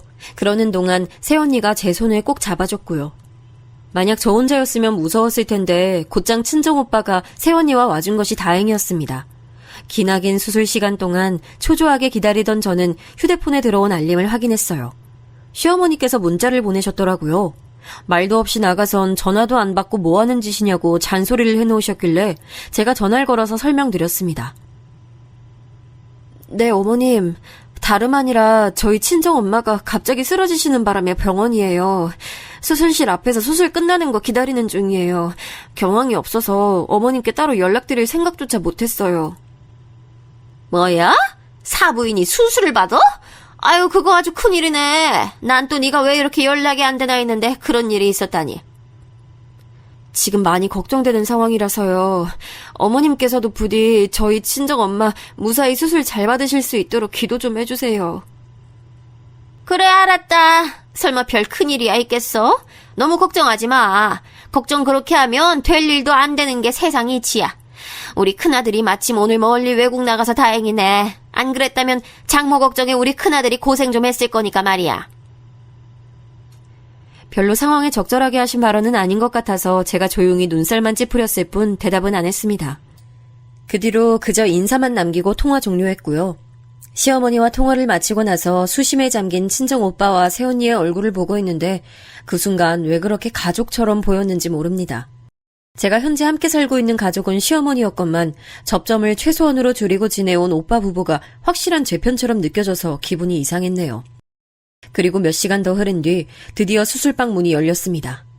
장기 출혈이 너무 심해서 다 처치하지 못하고 우선에 최선만 다해놓은 상황이라는 말을 들었고 엄마는 중환자실로 옮겨졌습니다. 바람과는 달리 너무나도 힘들게 상황이 흘러갔고 마음속으론 정말 돌아가시면 어떡하지라는 걱정뿐이었어요. 하루에도 12번씩 제 심장이 쿵 떨어졌다 올라가길 반복했네요. 그렇게 이틀이 지나고 차도가 조금이나마 있다는 의료진의 말, 그건 정말 제게 한 줄기 희망이었어요. 엄마가 수술 뒤 중환자실에 들어간 이후로 제가 처음으로 입가에 미소를 띄었습니다. 엄마, 제발 조금만 더 힘내서 버텨줘요. 이대로 떠나기엔 엄마도 너무 억울하고 한만 많은 인생이잖아. 이제야 편하게 빛 좀 보려고 하는데 설마 이렇게 떠나실 건 아니죠? 기분 탓이었을까요? 엄마 안색도 한결 나아 보였어요. 저는 희망의 불씨를 가슴에 품은 채로 엄마의 기적적인 회복을 기도했습니다. 그러나 하늘도 무심하시지. 엄마는 제 간절한 바람에도 불구하고 숨을 거두셨습니다. 차도가 보인다는 말을 들은 지 불과 24시간도 지나지 않아 벌어진 일이었습니다. 저는 아무래도 마음의 준비가 안 돼 있었나 봐요. 친정엄마의 임종을 확인하자마자 눈앞이 노을해져서 혼절까지 하고 말았어요. 피로와 스트레스가 잔뜩 누적되어 있었던 탓인지 몇 시간씩이나 정신을 차리지 못했다가 간신히 깨어났고 옆에는 새언니가 있었습니다. 괜찮냐고 물어보기엔 아닌 상황인 거 아는데 이 말밖엔 물을 말이 없네. 좀 괜찮아요? 장례 준비는 절차대로 다 하고 있어요. 몸 추스르는 대로 장례식장 내려가면 되는데 제 바람으로는 그냥 더 누워있어도 좋을 것 같아요. 아니에요. 제가 어떻게 더 누워있겠어요. 우리 엄마 차가운 영안실에 누워있다가 뜨거운 불길 속으로 들어갔다가 작은 함에 담겨서 영영 좁은 공간에 안치될 일만 남았는데 자식으로서 제가 어떻게 누워있어요. 저 좀 부축해주세요. 우리 엄마 영정 앞으로. 제가 지금 바로 가야겠어요. 입에서는 속사포처럼 말이 줄줄 튀어나갔어요. 그 몽롱하고 멍한 정신으로 어떻게 그런 말을 다 내뱉고 새언니와 함께 장례식장까지 갔는지 저도 의문입니다. 몸과 마음은 만신창이가 됐지만 마치 본능에 따라서 그렇게 했나 봐요. 오빠는 침통한 얼굴로 아무 말 없이 제 어깨를 몇 번 두드려줬습니다. 혈육이기에 알 수 있는 것인데 오빠는 애써 건조한 눈가를 유지하고 있었지만 울고 있는 셈이나 다름없었어요. 그 떨리는 눈동자, 부자연스럽게 힘이 들어간 인매만 봐도 속으론 오열하고 있는 걸 알 수 있었네요. 이 세상에서 지금 이 순간 제 아픔과 슬픔을 가장 이해할 수 있는 존재가 친정오빠라는 사실을 느낄 수 있었습니다. 역시나 가족은 가족이란 생각을 했네요. 제가 혼이 빠져서 친정엄마의 영정사진을 보며 눈물 짓고 있는 사이 친정오빠는 조문객들을 응대하며 조금도 쉬지 않았습니다. 우리 엄마 마지막 가시는 길에 그래도 오빠가 자기 최선을 다하는구나. 오빠도 우리 엄마 자식이라는 걸 어쩌면 내가 의도적으로 지난날 동안 간과하고 살았을지도 모르겠네. 오빠가 저로 하여금 그런 생각이 들게 하는가 하면 반대의 생각이 들게 만드는 존재도 있었어요. 저는 조문 온 시동생을 보면서 멍하게 입을 뗐습니다. 혹시 어머님 같이 안 오셨어요? 그리고 동서는요? 아, 형수님, 그게 두 사람 다 사정이 있어서 지금 같이 오진 못했습니다. 면목이 없네요. 삼가 조의를 표합니다. 갑자기 무슨 일이라도 생겼나 봐요. 그러고 보니까 갑자기 생각났는데 출장 계획 있다고 하시지 않았어요? 제가 얼핏 들었던 것 같은데 엄마 일 때문에 잊고 있었네요. 예, 맞습니다. 사실 오늘이 출장길에 오르는 날이에요. 저는 같이 출장 가는 동료한테 상가집 가야 한다고 양해 구해놓은 상태고요. 이번이 간만에 잡힌 장기 출장이라서 지금 가면 다음 달에나 돌아올 것 같아요. 오늘 말곤 다시 조문 올 수 없어서 죄송합니다. 출장길에 이렇게 와주셨으니 그걸로 된 거죠. 고맙습니다. 저희 엄마도 하늘에서 그렇게 생각해 주실 거예요. 속이 온통 문드러진 상태였지만 제법 감정을 억누른 채로 시동생을 맞았죠. 반쯤 넋이 빠져있던 상태였기 때문에 사실 시동생이 떠나고 나서야 상황을 제대로 한번 곱씹어 왔습니다. 시댁 식구들 중에서 제가 설마 그 친척분들이 와주시는 걸 굳이 기대한 건 아니었어요. 다만 시어머니와 동서는 조문을 안 오는 게 이상한 거였으니까 의문을 품었죠. 지끈거리는 머리로 저는 순간적으로 아마 둘 다 내일 조문을 올 생각인가 보네 이렇게 생각하고는 말았습니다. 하지만 그 다음 날이 되어도 둘 다 조문을 오지 않았습니다. 저는 그걸 당장 짚어낼 정신머리마저 없었어요. 왜냐하면 친정엄마 장례식장에 근 20년 만에 뵙는 큰이모가 오셨기 때문입니다. 경자야, 나 왔다. 네 언니 왔다. 아유, 우리 경자 언니가 너무 미안하다. 너무 미안해서 차마 안 올 생각까지 하다가 내가 자매된 도리론 못 지키고 살았지만 인간된 도리는 지켜야 할 것 같아서 이렇게 왔어. 경자야, 언니가 미안해. 이제 나 용서하고 하늘에서 편히 쉬어. 미치셨어요? 어디 뻔뻔스럽게 얼굴을 들이밀어요. 우리 엄마는 이모가 떼먹고 간 돈 때문에 그 돈 버느라 몸고생하고 친자매한테 뒤통수 맞으셨다는 그 배신감으로 마음고생하셨어요. 저는 분노에 차서 큰이모의 멱살을 잡으며 흔들고 말았어요. 그러자 몇 걸음 뒤에 떨어져 있던 남자가 급하게 다가와서 저를 거칠게 떼어내더군요. 누군가에서 봤더니 큰이모 아들인 제 사촌 오빠였습니다. 저도 모르게 이를 세게 갈면서 사촌 오빠를 노려봤고 악에 받친 채로 큰이모 멱살을 다시 잡았습니다. 그러자 일전보다 더욱 거친 악력으로 저를 떼어냈어요. 그리고 저는 처절하게 장례식장 바닥을 나뒹굴었습니다. 아픔에 경악하고 있던 그때 달려온 사람이 바로 친정 오빠였죠. 이게 뭐하는 짓이야? 돈에 천륜도 저버리고 영혼까지 팔 수 있는 천박한 족속들이 우리 엄마 가시는 길에 똥칠하러 온 걸로도 모자라서 내 동생까지 괴롭혀? 네 동생이 먼저 우리 엄마 괴롭혔다 이 자식아. 어른 멱살 잡아 흔드는 그게 어디 제정신이야? 누구 보고 천박한 족속들이래. 기껏 시간 내서 조문 와줬더니 이딴 반응을 보이는 거야말로 천박한 거 아닌가? 맞지 엄마? 그동안 반성 한번 안 하고 살아왔다는 걸 아주 잘 알겠네. 수치도 모르고 설치는구나. 우리 엄마 장례식에서 내 눈앞에서 내 동생을 그렇게 대하고도 무사할 거라고 생각했다면 오산이야. 여보, 경찰 불렀지? 친정오빠 질문에 뒤편에서 새언니가 고개를 끄덕였어요. 그러자 큰이모와 사촌오빠 표정에는 대번에 난감한 기색이 피어나더군요. 근처를 순찰하고 있기라도 했던 건지 경찰은 무척 빠르게 도착했고 친정오빠는 경찰 앞에서 사촌오빠를 지목했습니다. 조문객들이 대체 이게 무슨 소란인가 싶어서 어안이 벙벙하게 보였지만 저는 그 경황 없는 와중에도 어쨌거나 큰이모에게 이런 식으로나마 갚아주게 돼서 속이 시원하다는 감상이었습니다. 혹시 친정엄마가 하늘에서 이런 상황을 유도해 주신 게 아닐까 하는 생각마저 들면서 여러모로 갖가지 감정들이 휘몰아쳤네요. 이런 사건에 갑자기 끼어드는 바람에 제가 친정엄마의 발인 때까지 차마 신경을 기울일 수가 없었던 거예요. 시댁 쪽엔 말이죠. 잠깐만, 그러고 보니 어머님하고 동서는 끝내 오지 않았네. 정말 무슨 갑작스러운 병고라도 생겼나? 엄마 장례를 힘들게 치르고 있을 나한테는 알리기 미안하니까 아무 말도 안 하고 있는 건가? 화장터에서 머리가 깨지도록 오열을 하고 납골당에 가서 친정엄마가 편하게 자리 잡으시는 모습까지 보고 나서야 저는 문득 시댁 생각을 해냈던 거예요. 안 그래도 마치 말이 송해하고 있는데 새언니가 저에게 슬쩍 다가오더니 물어보더라고요.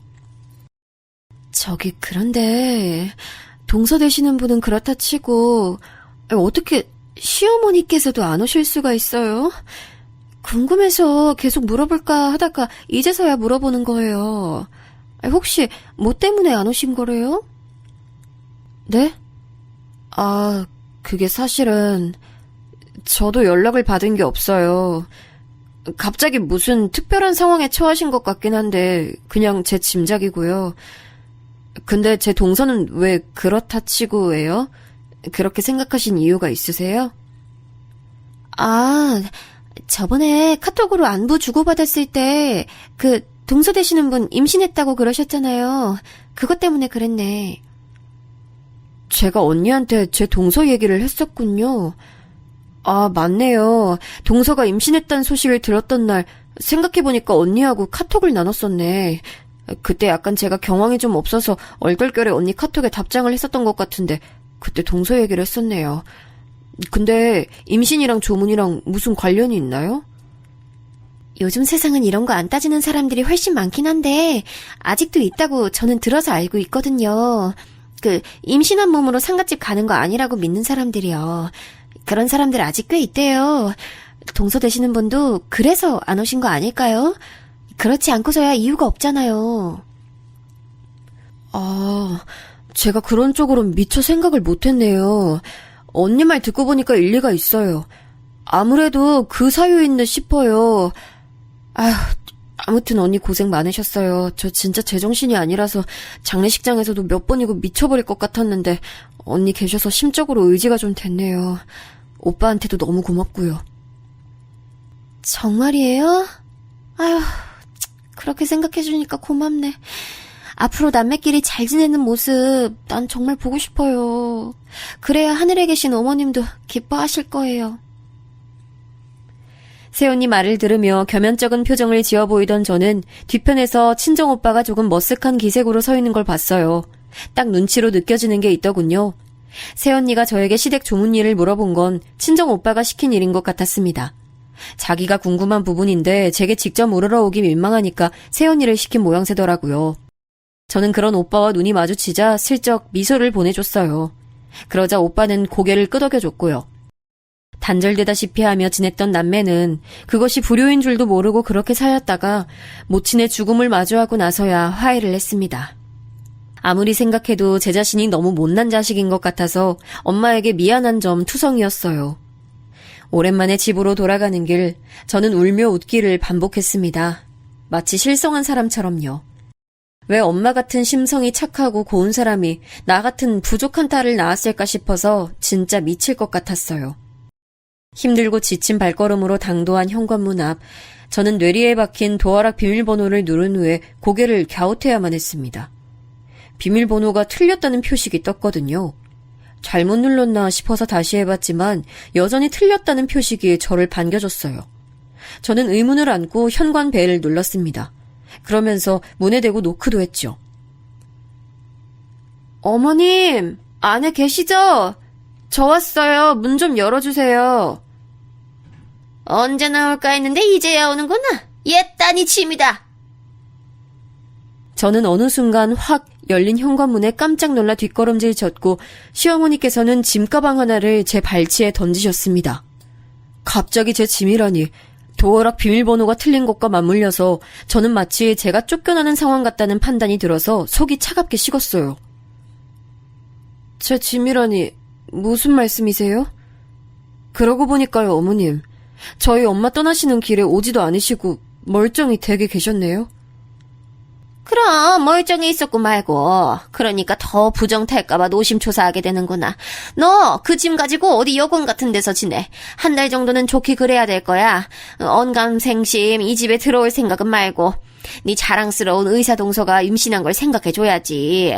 임신한 몸인데 만약 너 때문에 재수 온 붙으면 그건 네가 책임질 거 아니잖아. 어머님, 지금 설마 동서가 임신을 해서 두 분 다 저희 친정엄마 장례식장 안 오셨다고 말씀하시는 거예요? 게다가 한순간에 엄마 잃고 심장 뜯기는 기분으로 장례 치르고 온 저한테 집에 들어오지 말라고요? 여관방에서 지내라고요? 어머님, 이건 아니죠. 어떻게 이러실 수가 있어요? 부정 탈지도 모르는데 내가 그럼 어떻게 아니래.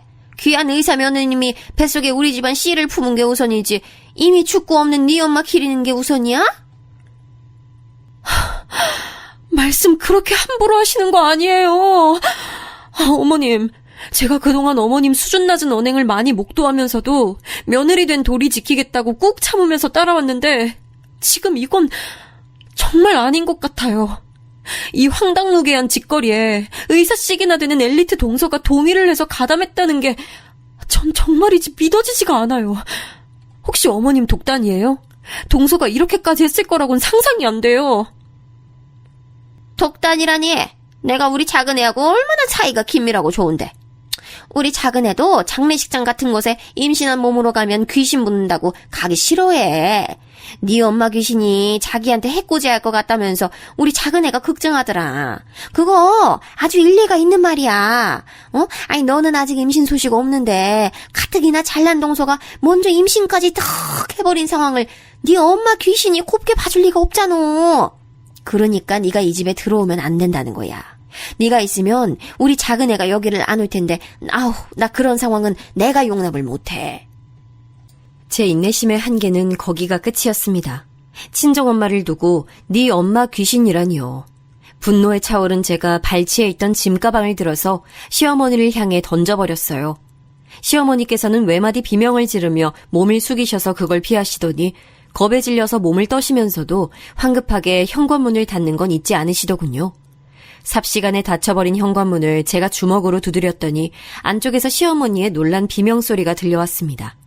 언뜻 경찰을 부르겠다고 그렇게 말씀하시는 소리가 들린 것 같아서 더욱 화가 치밀어 올랐죠. 그러다가 문득 휴대폰으로 시각을 확인했어요. 아직 동서가 있는 병원이 진료를 보는 시간이었습니다. 문 닫기 전에 쳐들어가서 동서에게 따져 물어야겠다는 목표가 저를 휘감았어요. 눈에 뵈는 것이 없는 상태로 저는 동서가 있는 병원까지 곧장 가버렸습니다. 제가 그때 어찌나 격양되어 있었는지 내과가 입점해 있는 건물에 도착해서 엘리베이터를 간발의 차이로 놓치자 그대로 계단을 밟고 올라가 버렸어요. 조금의 지체도 스스로 용납이 되지 않았습니다. 그렇게 도착한 병원, 저는 곧장 접수하는 곳으로 가서 동서를 찾으려고 했는데 때마침 화장실에 다녀온 동서가 자기 진료실로 들어가는 모습이 눈에 들어오는 게 아니겠어요? 아주 평온하고 때깔이 좋더군요. 분노에 눈이 돌아간 제가 동서를 따라 진료실로 들어갔습니다. 등을 돌려 저를 확인한 동서가 화들짝 놀라더군요.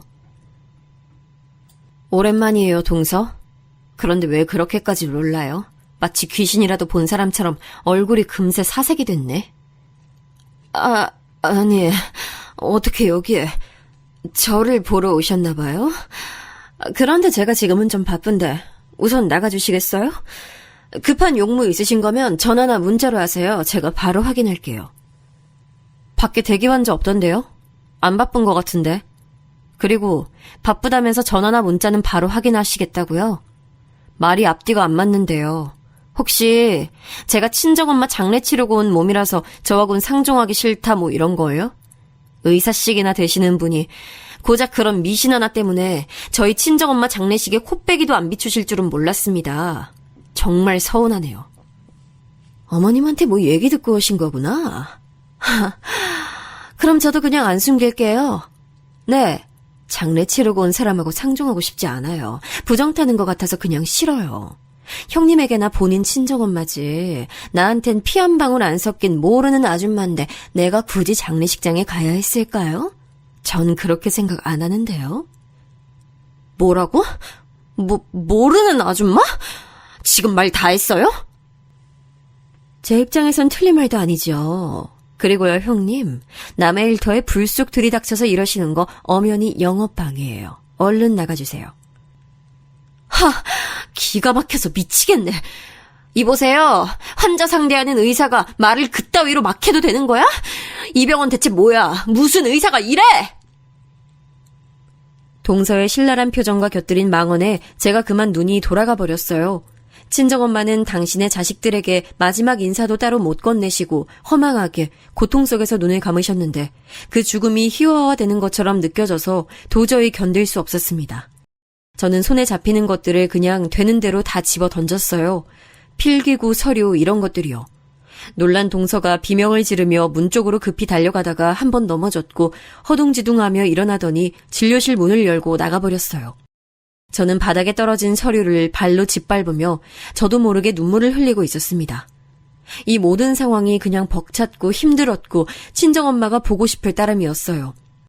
접수처에 있던 분들이 저를 말리러 왔는데 저는 스스로 진정하고 제 발로 걸어 나갔습니다. 나와보니 동서는 접수처 구석의 벽에 붙어서 공포에 질린 눈을 하고 있더라고요. 그 꼬라지를 보는데 그저 피식 웃음이 나왔습니다. 저는 터덜터덜 건물 밖으로 나와서 정처 없이 걷다가 새언니에게서 온 문자를 보고 길가에 주저앉아 버렸어요. 힘든 일 겪은 사람들끼리 의지하면서 앞으로 잘 지내자고 그렇게 왔더라고요. 홀린 듯 새언니에게 전화를 걸었습니다. 언니, 정말 죄송한데 제가 지금 갈 곳이 마땅치 않은 것 같거든요. 제가 그쪽으로 가도 될까요? 제가 혹시 거기서 잠깐 지내도 괜찮을지 오빠한테 물어봐 주시겠어요? 무슨 일인지 모르겠지만 당연히 돼요. 무조건 오세요. 오빠한테 왜 물어봐요. 당연히 된다고 할 것을. 지금 어디예요? 이동하기 어려운 상황이면 위치 알려줘요. 내가 데리러 나갈게. 그 망설임 없는 대답을 듣고 펑펑 울었네요. 무슨 정신으로 친정오빠와 새언니 집까지 제가 갔는지도 모르겠어요. 새언니는 저를 따스하게 반겨줬고 저 때문에 일찍 퇴근했다는 친정오빠는 어떻게 된 상황인지부터 물어왔어요. 저는 두 사람 앞에서 있었던 일을 그대로 말해줬죠.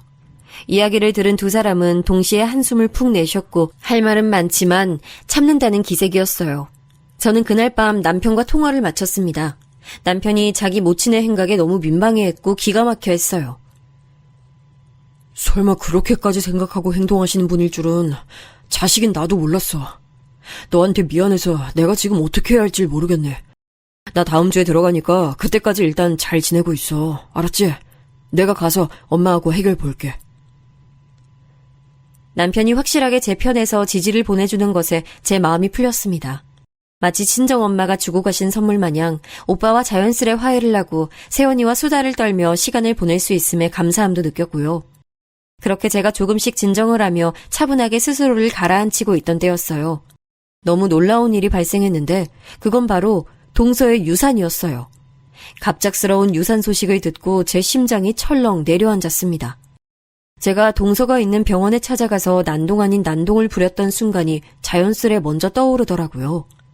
유산 소식을 저에게 전해오신 시어머니께서 악다구니를 쓰시며 저를 욕하셨어요. 네가 작은 애 찾아가서 지랄을 피웠다며. 네 엄마 잃고 악에 받쳐서 눈에 뵈는 게 없으니까 네 동서되는 사람이 품은 생명을 해치고 싶었니? 평소에 질투하면서 싫어했던 대상이니까 아주 이때다 싶었던 거지? 이 천하에 빌어먹을 못된 것 같으니라고. 어머님, 제가 무슨 동서를 질투하며 싫어했다고 그러세요. 맹세코 그런 적 없었어요. 친정엄마 일로 제가 감정이 격해진 상태에서 동서를 찾아갔던 건 맞는데 해를 끼치려고 그런 건 아니었어요. 오해 마세요. 오해 말라니. 자기가 장례 치르고 와서 부정 타는 몸인 걸 뻔히 알면서도 임신한 자기 동서를 굳이 찾아갔는데 이런 못된 심보를 가지고서 오해 말라고 하더니 이거 참 기가 막힐 노릇이네. 너같이 악독한 걸 더 이상 우리 집안에 둘 수가 없어. 내가 너 작정하고 우리 장남하고 이혼시킬 거니까 각오해.